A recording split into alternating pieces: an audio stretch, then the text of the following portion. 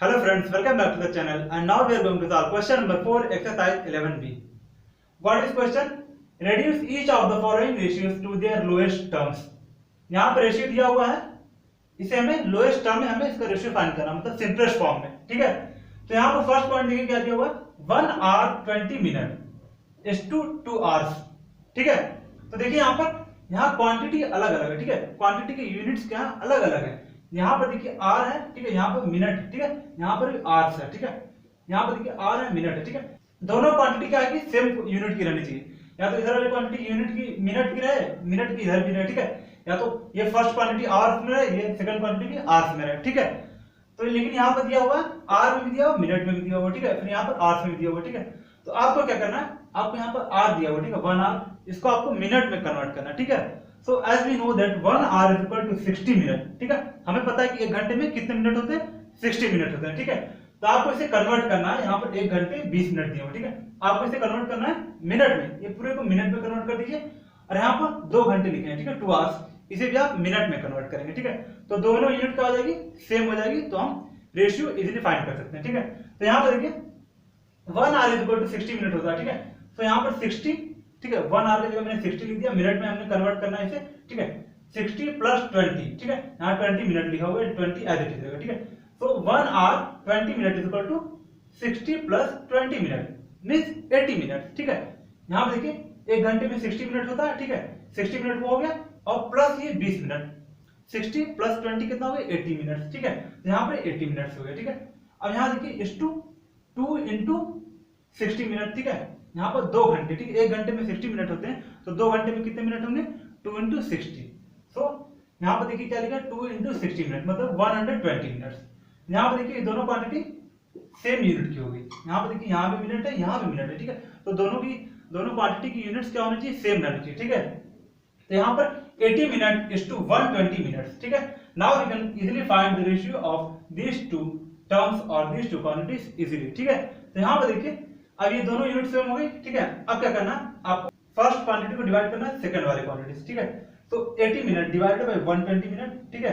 आपको यहाँ पर ये यूनिट है, ठीक है, यूनिट आपको नहीं लिखना बिकॉज रेशियो इज यूनिटलेस, ठीक है, यूनिटलेस होता है रेशियो। तो यहाँ पर देखिए मैंने यूनिट हटा दिया, ठीक है, 80 अपॉन 120।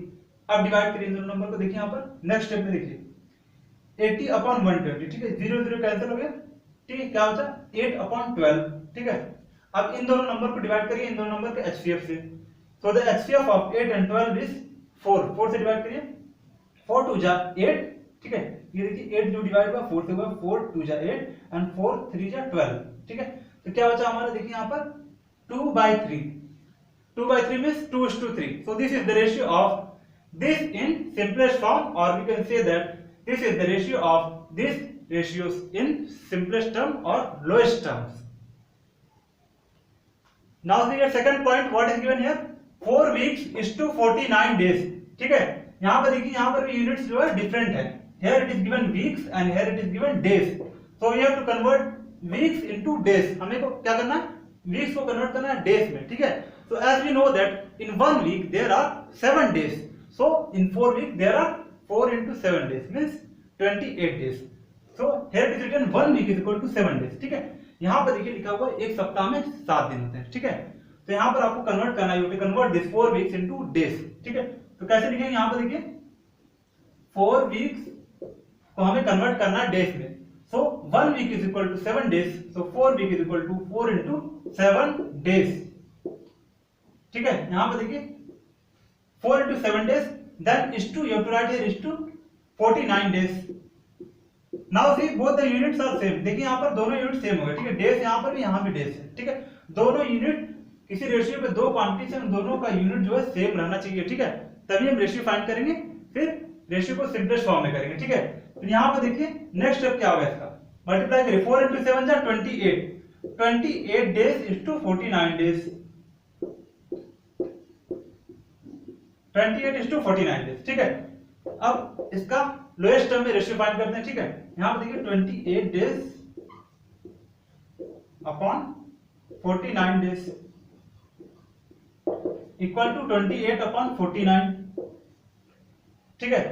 अब देखिए इन दोनों नंबर को किस नंबर से डिवाइड करेंगे, इन दोनों नंबर के जो HCF होंगे, ठीक है। तो the HCF of 28 and 49 is 7, so divide these two numbers by 7, 7 4 जा 28 and 7 7 जा 49, so 4 by 7, so this is the required ratio of this in simplest form or lowest term, ठीक है। तो रेशियो हमारा क्या निकल गया 4:7,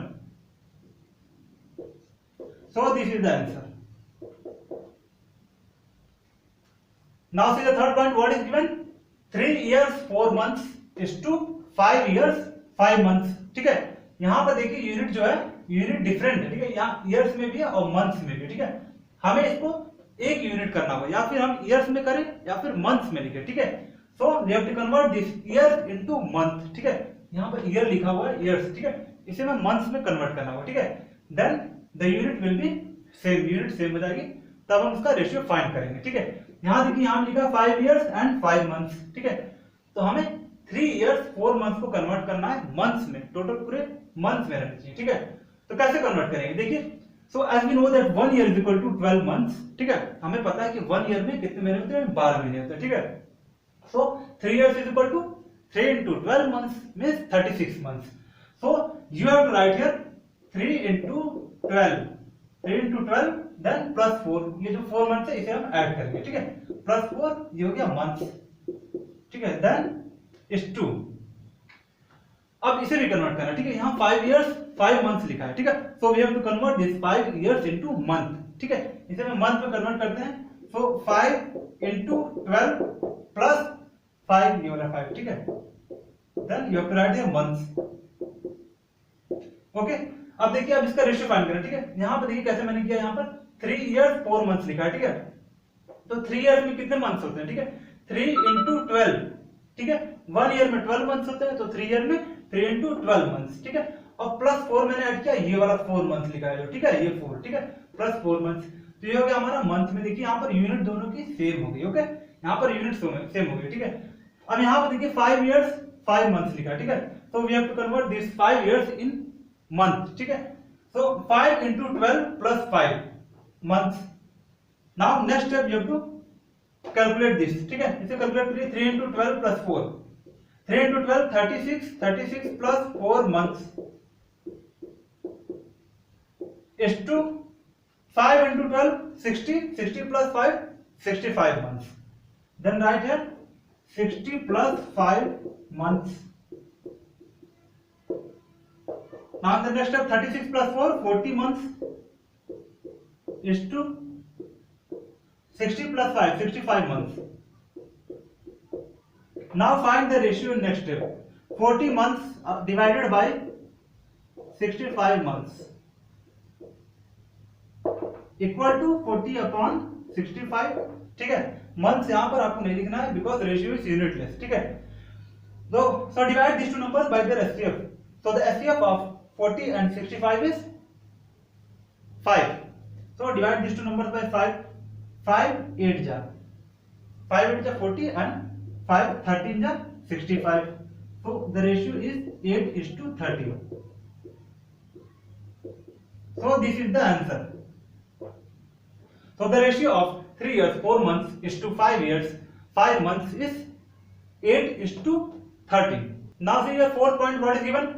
2 meter 40 centimeter is to 1 meter 44 centimeter, ठीक है। यहाँ पे यूनिट जो है डिफरेंट है, देखिए यहाँ मीटर में भी है, यहाँ सेंटीमीटर में, ठीक है, यहाँ मीटर में, यहाँ भी centimetre. So you have to convert either meter to centimeter or centimeter to meter, but the units of both these quantities must be same, ठीक है। यूनिट जो है सेम रहनी चाहिए इन दोनों क्वांटिटीज की, ठीक है। So we will convert meter into centimeter, ठीक है। हम क्या करेंगे, मीटर को सेंटीमीटर में कन्वर्ट करेंगे, ठीक है। So as we know that 1 meter is equal to 100 centimeter, so 2 meter is equal to 200 centimeter. So write here in the first step 2 into 100 means 2 meter is equal to 2 into 100 centimeter. So 2 meter is equal to 2 into 100 centimeter, then plus this 40 centimeter, 40, and write here centimeter. So we have converted this meter centimeter into centimeter, ठीक है। Centimetre में हमने convert कर लिया, then write here is to, now see here what is given, 1 meter 44 centimeter. So convert this 1 meter into centimeter.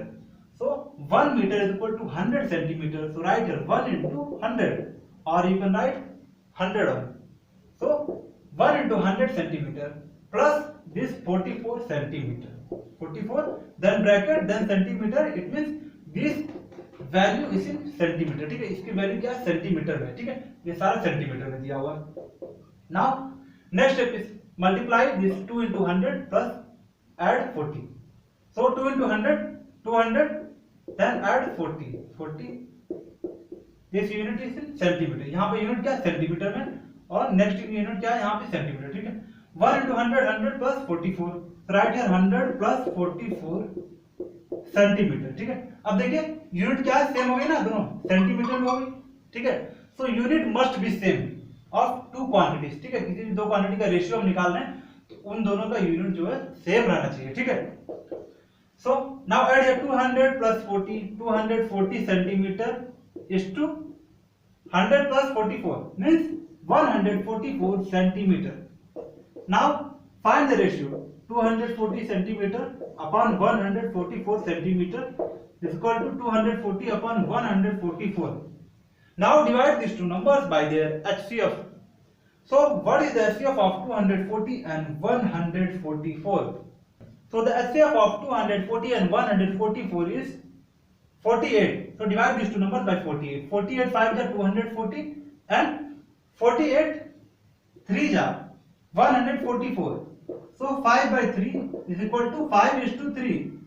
So this is the ratio, this is the required ratio, and this is the answer, and this is the ratio in lowest term of this ratio. So this is the answer.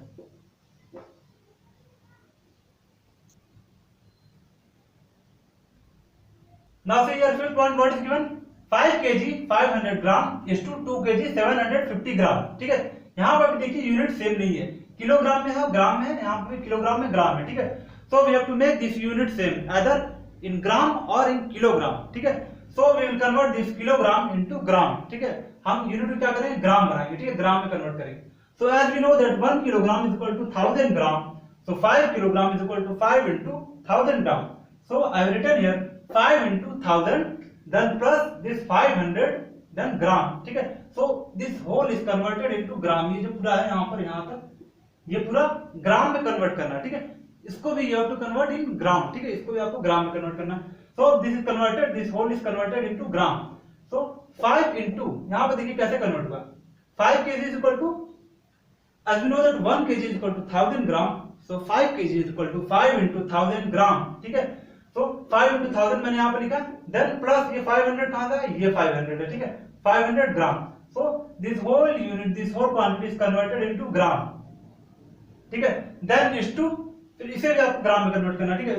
2 kg लिखा हुआ, ठीक है, 2 kg is equal to 2 into 1000 gram.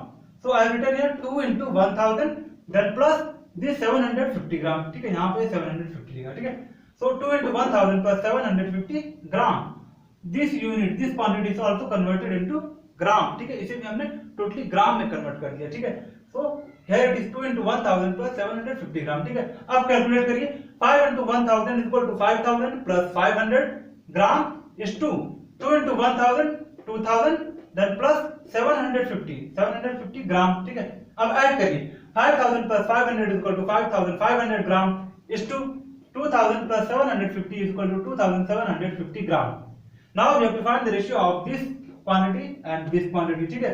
So here it is written 5500 gram upon 2750 gram, ठीक है। यहाँ पर आपको ग्राम नहीं लिखना है because the ratio is unitless, ठीक है। So 5500 upon 2750, अब डिवाइड करिए 5 इसको न्यूमरेटर को डिनोमिनेटर से, ठीक है। यहाँ पर देखिए 1 0 of numerator cancelled, then 1 0 of denominator also cancelled.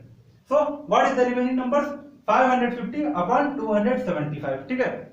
अब देखिए 550 को डिवाइड करिए 275 से, ठीक है। So as we know that the HCF of these two numbers 550 and 275 is 275, ठीक है। 275 2 जा 550, तो डिवाइड करिए इन दोनों नंबर्स को 275 से। So 275 1 जा 275 and 275 2 जा 550. So this is the required ratio 2 upon 1. So 2:1 is the required ratio and it is the answer and it is also the lowest term ratio of this 500 gram to 2 kg 750 gram. ठीक है, इसका lowest term में simplest form में ratio निकल गया। क्या ratio है? 2:1।